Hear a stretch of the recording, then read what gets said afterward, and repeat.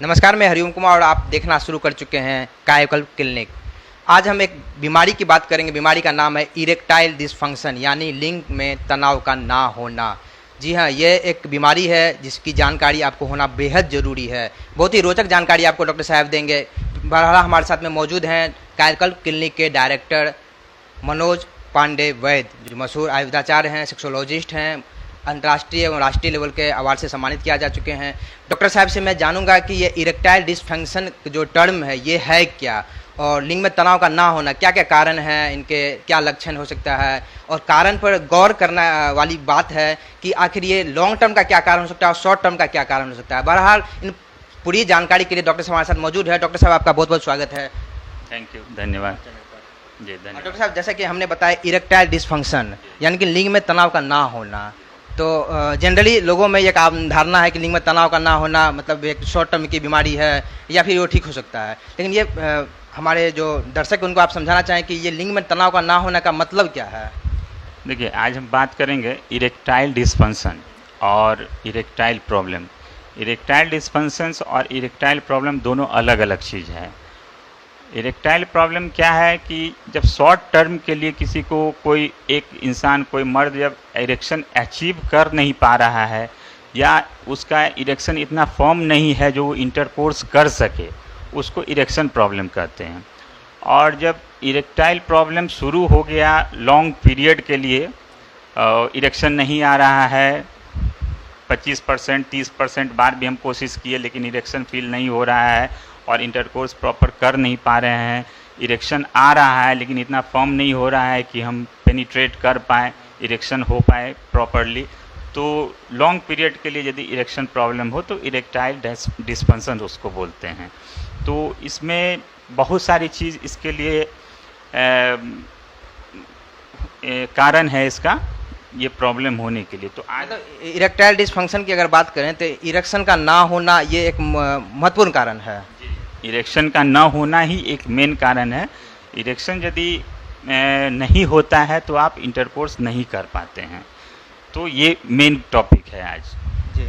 तो ये हम जानना चाहेंगे कि ये इसका मतलब जो लक्षण है क्या, मतलब कैसे पेशेंट है या कैसे इसको पहचाना जा सकता है कि ये लिंग में तनाव का ना होना तनाव है, या फिर वो तनाव है भी तो वो जैसा होना चाहिए पुल रूम से वो नहीं हो पा रहा है। इरेक्शन का क्या इसका लक्षण है, कैसे इसको पहचाना जा सकता है।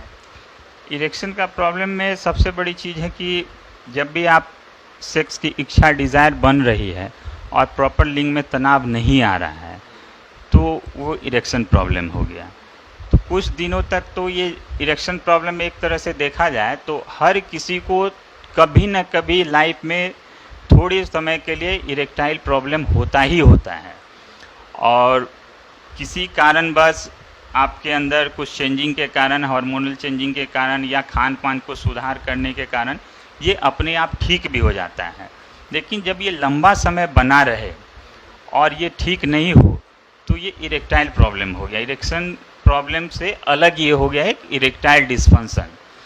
तो जब भी पेनिस में इरेक्शन आता है तो हमारे शरीर का माइंड वर्क करता है, ब्लड वेंस वर्क करता है, इरेक्टाइल टिश्यू वर्क करता है, हार्मोन्स वर्क करता है। ये चारों चीज़ जब एक साथ वर्क करता है तब भी इरेक्शन आता है पेनिस में, और इनमें से कोई भी एक चीज़ डिस्टर्ब हुआ तो पेनिस में इरेक्शन नहीं आएगा। मतलब ये तय है कि इरेक्शन प्रॉब्लम जनरली हो भी सकता है, अगर वो हुआ तो कोई दिक्कत नहीं है, लेकिन उसको इग्नोर हम लगातार करते जाएं तो वो आगे चल करके फिर गंभीर बीमारी का रूप धारण कर सकता है। जी, इसको इग्नोर नहीं करना चाहिए। शुरू में ही यदि ऐसा सिम्टम दिख रहा है तो आप तुरंत इलाज कराइए, किसी सेक्सोलॉजिस्ट से मिलिए या किसी अच्छे फिजिशियन से मिलिए और इसका पूर्णतः इलाज कराइए ताकि ये प्रॉपरली ख़त्म हो जाए ये बीमारी। अब जैसे कि बात करते हैं इरेक्शन प्रॉब्लम का, तो उसका क्या कारण हो सकता है। इरेक्शन प्रॉब्लम का अगर हम समाधान कर दें शुरू में ही तो सिंपल सी बात है कि इरेक्टाइल डिसफंक्शन का मतलब सवाल ही नहीं उठेगा। तो उसके लिए हम पेशेंट को क्या सलाह दिया जा सकता है, किस प्रकार से आप इलाज करते हैं, इरेक्शन का क्या मतलब इलाज करते हैं। इरेक्शन का इलाज तो बहुत सारा है। इरेक्शन के लिए हम लोग प्रॉपर मेडिसिन लेते हैं, ट्रीटमेंट लेते हैं, ये सब उसके लिए ज़रूरी है। लेकिन इसमें इरेक्शन आने का बहुत सारा कारण भी है जिससे इरेक्शन नहीं आ रहा है। तो इसमें सबसे बड़ी ज़रूरी चीज़ क्या है कि कभी किसी दवा की सेवन भी हम लोग कर रहे हैं, जैसे कोई किसी को हाइपरटेंशन है उसकी मेडिसिन यूज़ कर रहे हैं, हार्ट का मेडिसिन यूज कर रहे हैं, जैसे डिगॉक्सिन हो गया, बीटा ब्लॉकर हो गया, स्लीपिंग पिल्स ले रहे हैं, इस तरह की मेडिसिन, या फिर डिप्रेशन की मेडिसिन ले रहे हैं। तो ये सब मेडिसिन की साइड इफ़ेक्ट से आपको कुछ दिनों तक, कुछ समय तक इरेक्शन का प्रॉब्लम हो सकता है। ठीक है, तो इससे हम लोग को बचना चाहिए।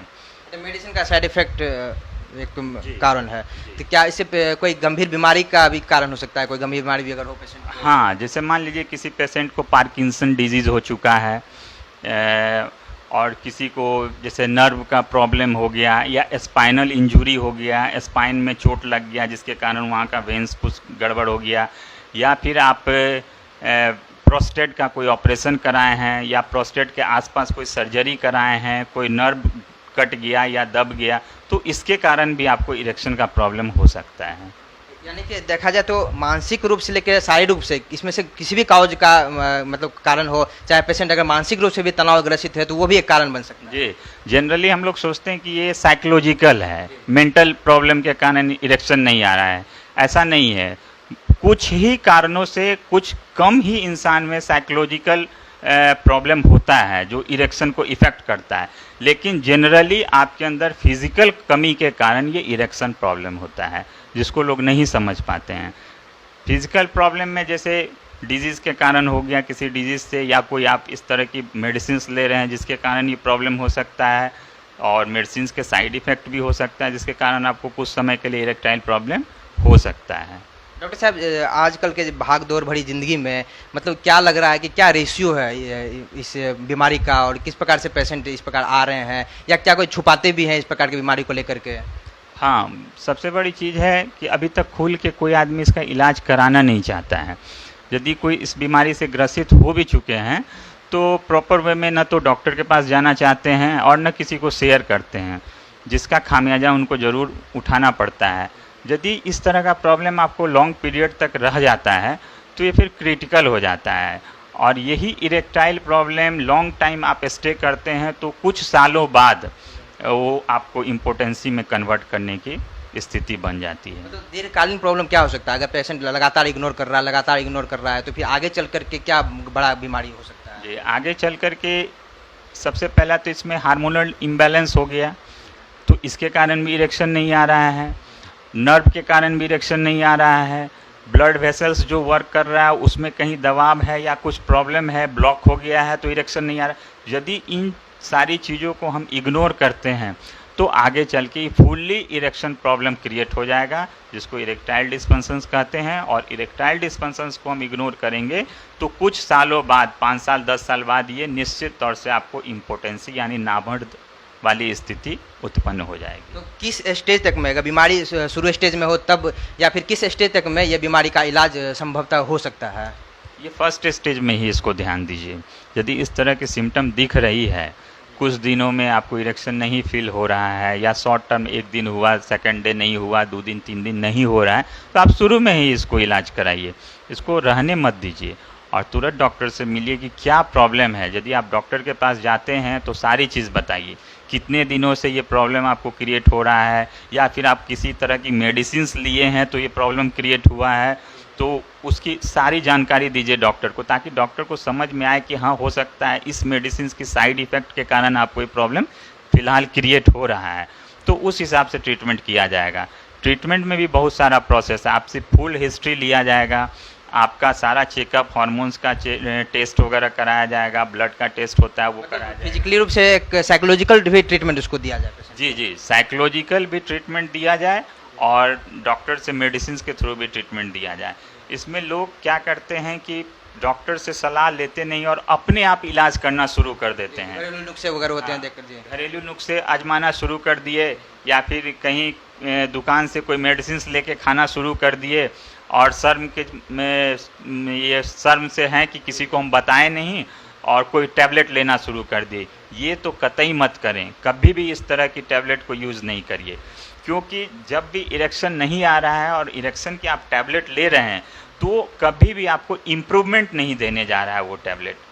क्विक एक्शन तो करेगा ज़रूर, जब आप मेडिसिन लेंगे तो थोड़ी देर के लिए कुछ समय के लिए इरेक्शन तो ज़बरदस्ती ला देगा, लेकिन वो इम्प्रूवमेंट उस मेडिसिन से आपको नहीं होना है, और इस तरह से आपका समय भी बर्बाद होगा। और उस तरह की सेक्सुअल मेडिसिन से आपका इरेक्टाइल सेल तो डैमेज होगा, लीवर पर इफेक्ट होगा, किडनी पर इफेक्ट होगा, और सबसे बड़ी चीज़ उस टैबलेट से आपका स्पर्म काउंट भी जा सकता है। मतलब उससे रिलेटेड अन्य गंभीर बीमारी भी हो सकता है। और स्पर्म काउंट यदि चला गया, यदि स्पर्म काउंट आपका लो है तो चलिए हम लोग उसको ट्रीटमेंट से इम्प्रूव कर लेंगे, कुछ टाइम लगता है। लेकिन यदि जीरो हो जाता है, दैट इज़ कॉल्ड एजोस्पर्मिया, यदि एजोस्पर्मिया का केस आप में हो जाता है किसी भी तरह की मेडिसिन से, साइड इफ़ेक्ट से या फिर अनदर कॉज से, तो एजोस्पर्मिया की कॉज काफ़ी क्रिटिकल है, जिसको रिकवर करना काफ़ी मुश्किल चीज़ है। तो फिर आप एक तरफ थोड़ा सा समाधान के लिए गंभीर बीमारी आपके अंदर हो सकती है। तो इस तरह की कोई सेक्सुअल पिल्स इसमें मत लीजिए, और सेल्फ ट्रीटमेंट तो कतई मत लीजिए।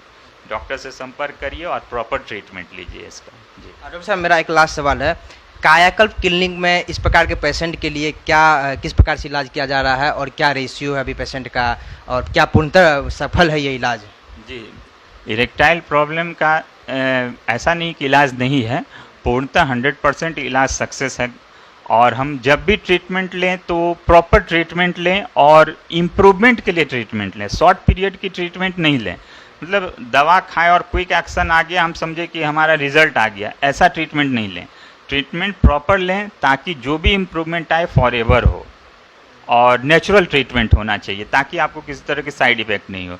तो कायाकल्प क्लिनिक में हम लोग प्रॉपर ट्रीटमेंट देते हैं पेशेंट्स को, और किसी तरह की सेक्सुअल मेडिसिन को तो पहले मना करते हैं, और हम लोग जो भी इलाज करते हैं प्रॉपर इम्प्रूवमेंट के लिए इलाज करते हैं। क्विक आयुर्वेदिक होता है इलाज? जी, यहाँ पूर्णतः आयुर्वेदिक इलाज होता है, और हम लोग प्रॉपर इम्प्रूवमेंट का गाइड देते हैं कि प्रॉपर इम्प्रूवमेंट का आप ट्रीटमेंट लीजिए, जो नेचुरल इम्प्रूवमेंट हो, फॉर एवर इम्प्रूवमेंट आपको चाहिए, उस तरह का ट्रीटमेंट हम लोग देते हैं। उसमें सारा टेस्ट वगैरह ज़रूरत होता है तो टेस्ट कराते हैं, हार्मोन्स का टेस्ट होता है, सीमेन का टेस्ट होता है, ये सारी टेस्ट करवाते हैं।